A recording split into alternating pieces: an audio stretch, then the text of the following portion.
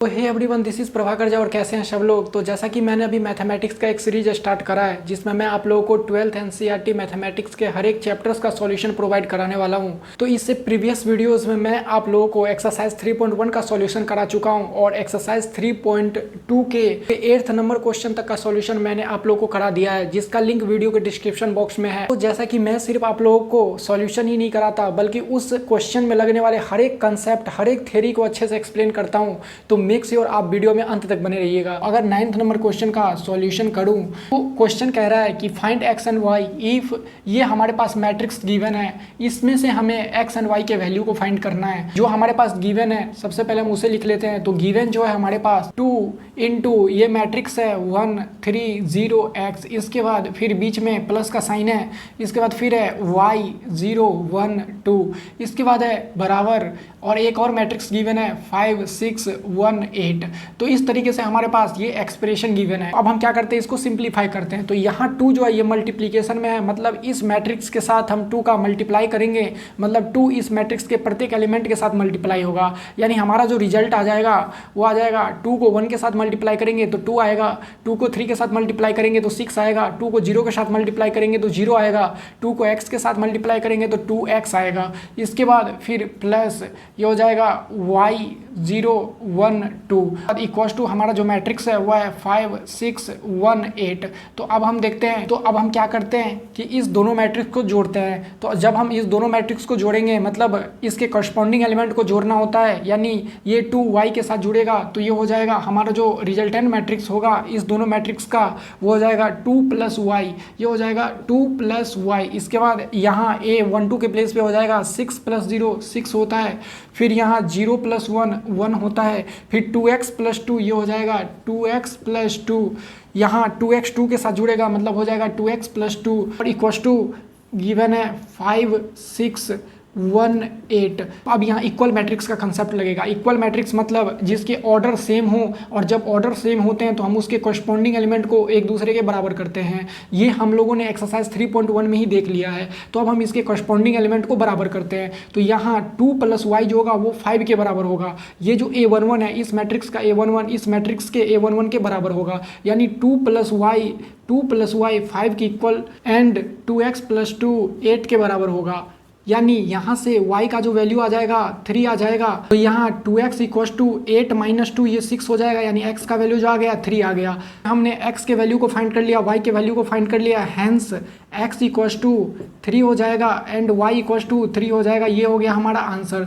9th number question को solve कर लिया है। तो अब हम चलते हैं नेक्स्ट स्लाइड पे और 10th नंबर क्वेश्चन को सॉल्व करते हैं। अब हम सॉल्व करते हैं अपने 10th नंबर क्वेश्चन को। 10th नंबर क्वेश्चन में x y z and t के वैल्यू को फाइंड करना है और ये हमारे पास कुछ एक्सप्रेशन गिवन है। तो अब हम क्या करते हैं कि 10th नंबर क्वेश्चन का अगर हम सॉल्यूशन करें तो जो हमारे पास गिवन कंडीशन है उसे हम सर्वप्रथम लिख लेते हैं। तो हमारे पास जो गिवन कंडीशन है वो है 2 इंटू ये जो मैट्रिक्स गिवन है x z y t।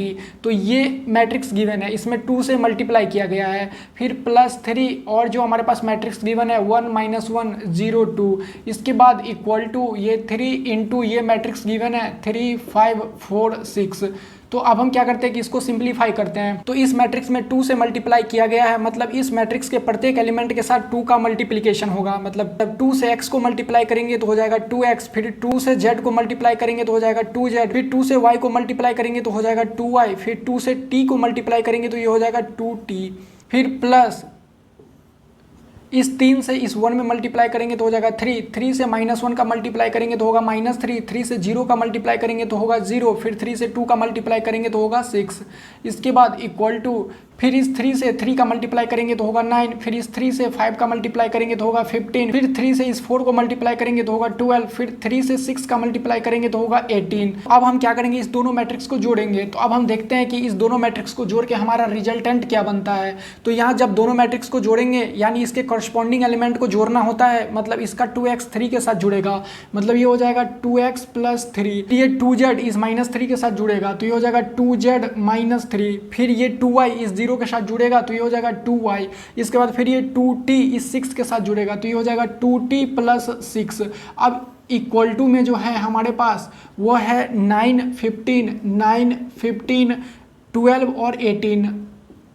यह एक मैट्रिक्स गिवन है। अब हम लोग यहाँ क्या करेंगे, इक्वल मैट्रिक्स का कंसेप्ट लगाएंगे। तो इक्वल मैट्रिक्स का जो कंसेप्ट था वो हम लोगों ने एक्सरसाइज 3.1 में ही देखा था। जब इस दोनों मैट्रिक्स का ऑर्डर बराबर हो तो इसके करस्पॉन्डिंग एलिमेंट को हम लोग एक दूसरे के बराबर करते हैं। मतलब 2x + 3 9 के बराबर हो जाएगा, यानी 2x + 3 जो हो जाएगा वो 9, फिर 2z - 3 जो होगा 2z - 3 ये 15 के बराबर होगा।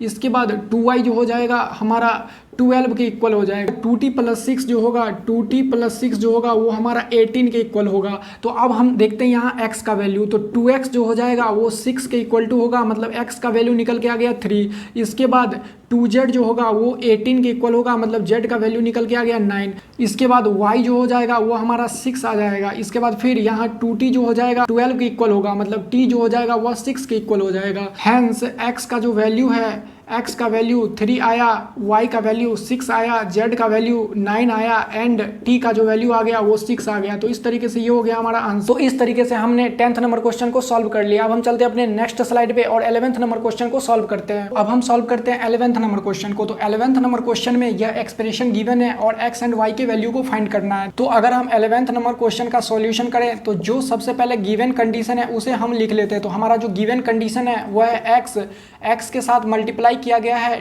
2 3, यह एक मैट्रिक्स गिवन है, इसमें x से मल्टीप्लाई किया गया है, प्लस y इंटू ये मैट्रिक्स गिवन है -1 1, इसके बाद इक्वल टू ये 10 5, यह एक मैट्रिक्स गिवन है। अब हम क्या करते हैं, इसको सिंप्लीफाई करते हैं, यानी इस मैट्रिक्स में x से मल्टीप्लाई करेंगे। मतलब यह जो x है यह इस मैट्रिक्स के प्रत्येक एलिमेंट के साथ मल्टीप्लाई होगा, यानी x 2 के साथ मल्टीप्लाई होगा तो ये हो जाएगा 2x, फिर यह x 3 के साथ मल्टीप्लाई होगा तो ये हो जाएगा 3x, इसके बाद फिर प्लस ये y इस मैट्रिक्स के साथ मल्टीप्लाई होगा तो ये हो जाएगा y -1 के साथ मल्टीप्लाई होगा तो हो जाएगा -y, y इस 1 के साथ मल्टीप्लाई होगा तो ये हो जाएगा y, इसके बाद इक्वल टू ये हमारा मैट्रिक्स गिवन है। हम क्या करेंगे, इस दोनों मैट्रिक्स को जोड़ेंगे।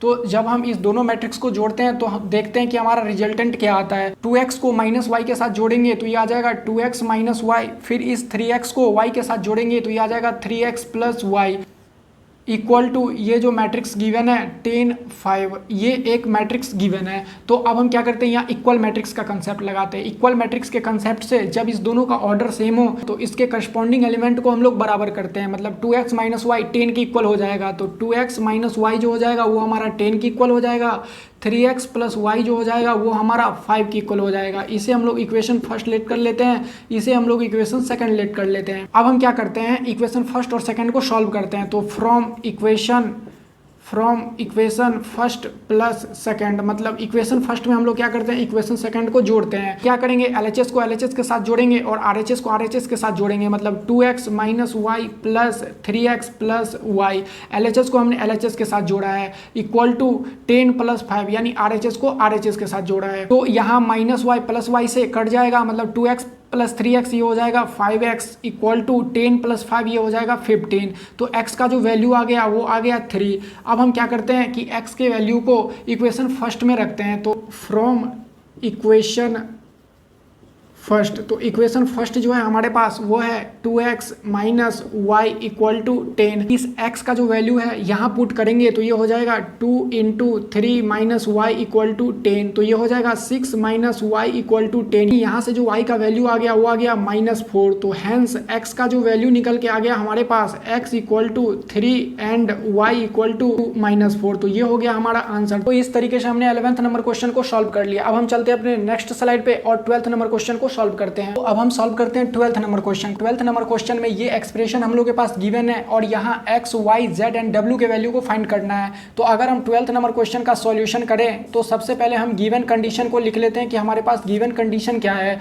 तो गिवन कंडीशन है 3 × ये x y z w, ये एक मैट्रिक्स गिवन है, इक्वल टू यहाँ a11 के प्लेस पे है x, इसके बाद a12 के प्लेस पे है 6, फिर a21 के प्लेस पे है -1, a22 के प्लेस पे है 2w, इसके बाद फिर प्लस ये है 4x + y z + w and यहाँ है 3। तो ये हमारे पास एक्सप्रेशन गिवन है। अब इसे हम सिंप्लीफाई करते हैं। तो इस मैट्रिक्स में 3 से मल्टीप्लाई किया गया है, मतलब इस मैट्रिक्स के प्रत्येक एलिमेंट के साथ 3 का मल्टीप्लीकेशन होगा। मतलब ये हो जाएगा 3x, जब 3 को x से मल्टीप्लाई करेंगे तो हो जाएगा 3x, फिर 3 को y से मल्टीप्लाई करेंगे हो जाएगा 3y, फिर 3 को z से मल्टीप्लाई करेंगे हो जाएगा 3z, फिर 3 को w से मल्टीप्लाई करेंगे तो हो जाएगा 3w, इसके बाद इक्वल टू, अब इस मैट्रिक्स को इस मैट्रिक्स के साथ जोड़ेंगे, मतलब x को 4 के साथ जोड़ेंगे तो ये हो जाएगा x प्लस 4, फिर 6 को x प्लस वाई के साथ जोड़ेंगे तो हो जाएगा 6 प्लस x प्लस वाई। इसके बाद फिर -1 को z प्लस w के साथ जोड़ेंगे तो हो जाएगा -1 प्लस z प्लस w।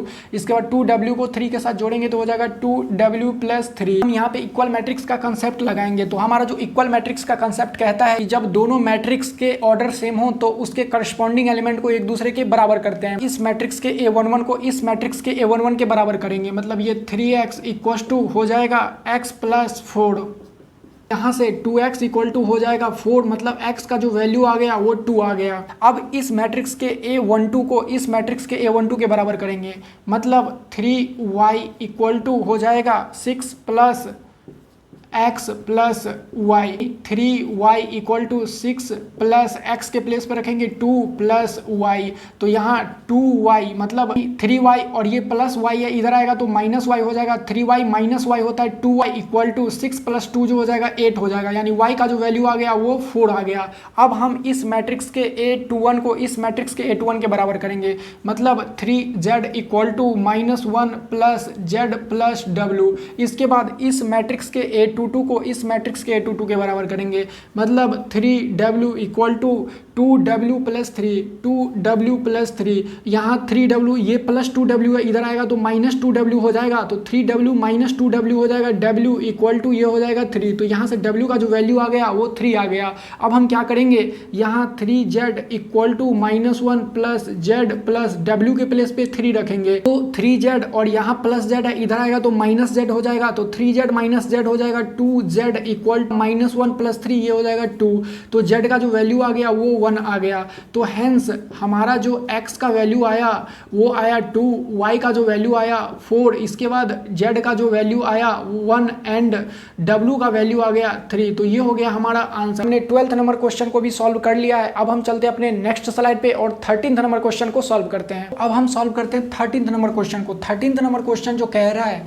यानी f(x) जो है हमारे पास, ये f(x) इक्वल टू ये मैट्रिक्स गिवन है, तो इसमें कह रहा है show that f(x) into fy equal to fx plus y. हमें प्रूव करना है कि fx इंटू fy का जो रिजल्ट होगा वो fx प्लस वाई के रिजल्ट के बराबर होगा, यह हमें प्रूव करना है। सबसे पहले गिवन कंडीशन को लिख लेते हैं कि गिवन कंडीशन क्या है। गिवन है fx जो है हमारे पास वो cos x माइनस का sin x, इसके बाद है फिर 0 sin x cos x, फिर है 0, फिर है 0 0 1, ये हमारे पास fx का वैल्यू गिवन है। यदि हमारे पास fx गिवन है देन fy जो हो जाएगा, यदि हम इस x को y से रिप्लेस करें तो जहाँ जहाँ x है वो y से रिप्लेस हो जाएगा, मतलब यहाँ cos x नहीं, अब ये cos y बन जाएगा, और फिर ये माइनस sin x नहीं, ये माइनस sin y हो जाएगा।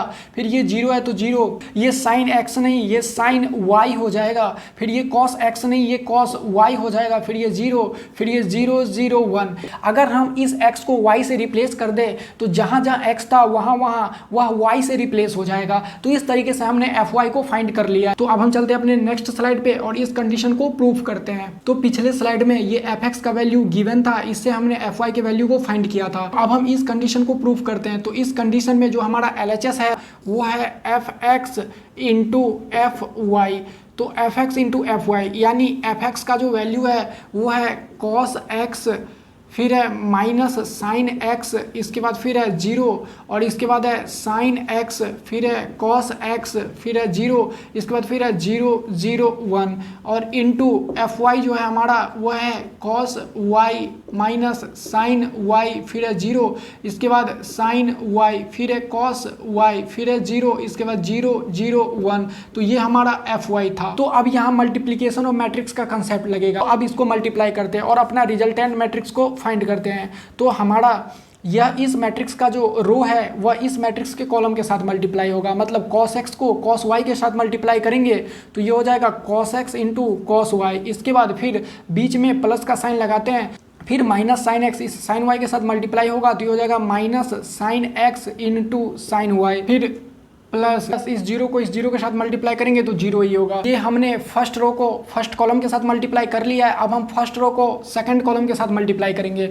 तो कॉस एक्स को माइनस साइन वाई के साथ मल्टीप्लाई करेंगे तो ये हो जाएगा minus cos x into sine y, plus और माइनस साइन एक्स को कॉस वाई के साथ मल्टीप्लाई करेंगे तो ये हो जाएगा minus sine x into cos y. Zero को इस जीरो से मल्टीप्लाई करेंगे तो जीरो ही होगा। इस फर्स्ट रो को इस थर्ड कॉलम के साथ मल्टीप्लाई करेंगे तो कॉस एक्स को जीरो के साथ मल्टीप्लाई करेंगे तो होगा zero, plus minus sine x को जीरो के साथ मल्टीप्लाई करेंगे तो जीरो, फिर प्लस जीरो को वन के साथ मल्टीप्लाई करेंगे तो जीरो ही होगा। अब हम सेकंड रो को फर्स्ट कॉलम के साथ मल्टीप्लाई करते हैं। तो साइन एक्स को कॉस वाई के साथ मल्टीप्लाई करेंगे तो ये हो जाएगा sine x into cos y. Cos x को साइन वाई के साथ मल्टीप्लाई करेंगे तो ये हो जाएगा cos x into sine y.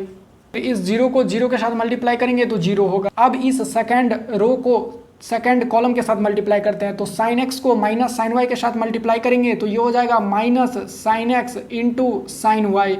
इसके बाद फिर कॉस एक्स को कॉस वाई के साथ मल्टीप्लाई करेंगे तो plus cos x into cos y. इस जीरो को जीरो के साथ मल्टीप्लाई करेंगे तो ये जीरो होगा।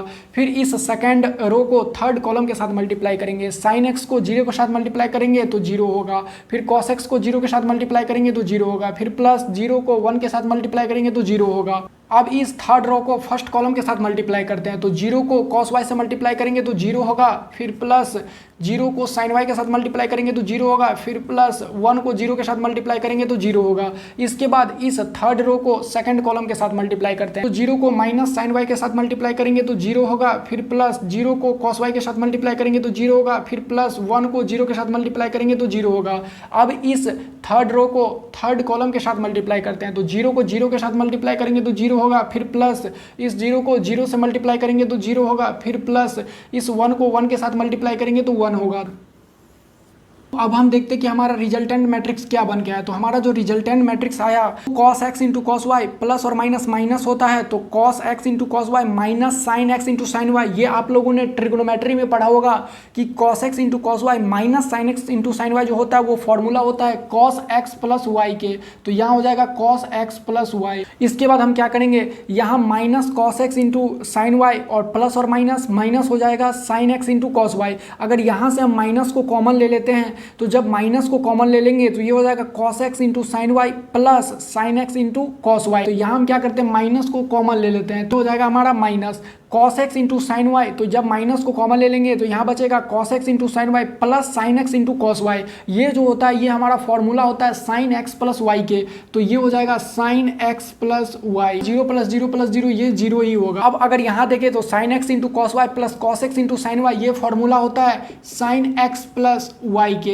इसके बाद minus sine x into sine y plus cos x into cos y. अगर हम इसको थोड़ा सा उल्टा पढ़ें यानी cos x into cos y minus sine x into sine y ये फॉर्मूला होता है कॉस एक्स प्लस वाई के।